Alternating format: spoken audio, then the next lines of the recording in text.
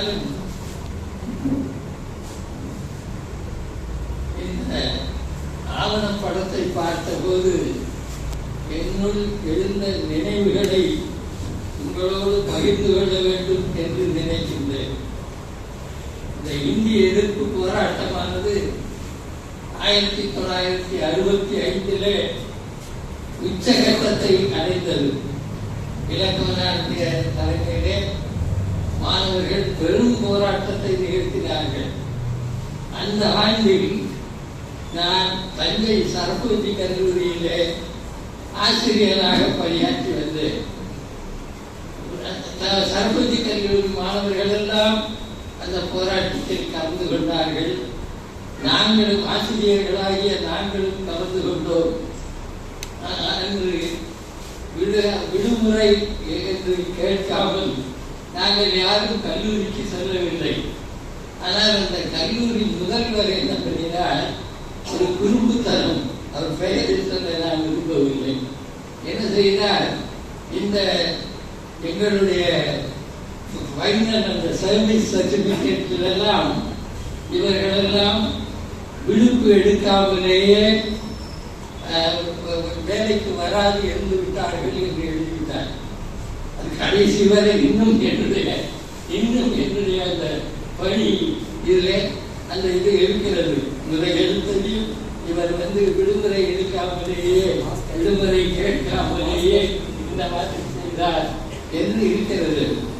ஒரு black mark மாதிரி அவர் அந்த மாதிரி செய்தார் அந்த கல்லூரி முதல்வர்.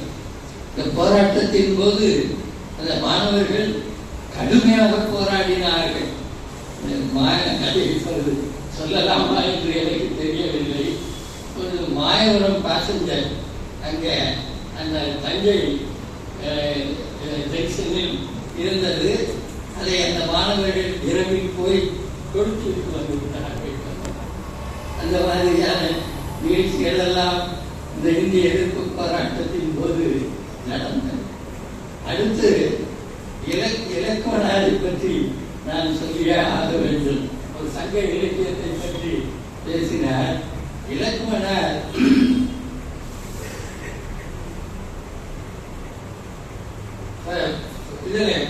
அந்த பிரசிடென்சி கல்லூரியிலே தலைமை தமிழாசிரியராக நியமிக்கப்பட்ட இந்திய எதிர்ப்பு போராட்டத்திற்கு பிறகு அப்பொழுது அவருடைய மாணவர்களின் சதை மாணாக்கராக இருந்த ஆறுமுகம் என்னுடைய தம்பி.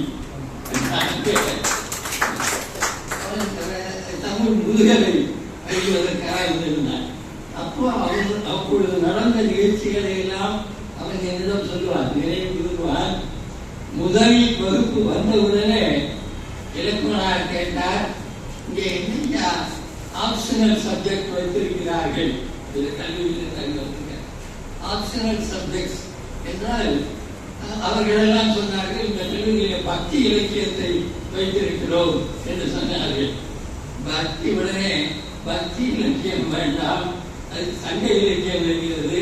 எனவே நீங்களெல்லாம் இனிமேல் சங்க இலக்கியம் தான் உங்களுக்கு இந்த ஆப்ஷனல் சப்ஜெக்ட் என்று சொல்லி உடனே ஒரு கடிதம் எழுதினார். இந்த கல்லூரி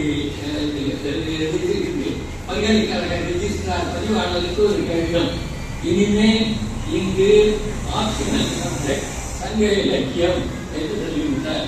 அதிலிருந்துதான் சங்க இலக்கியம் வர தொடங்கியது.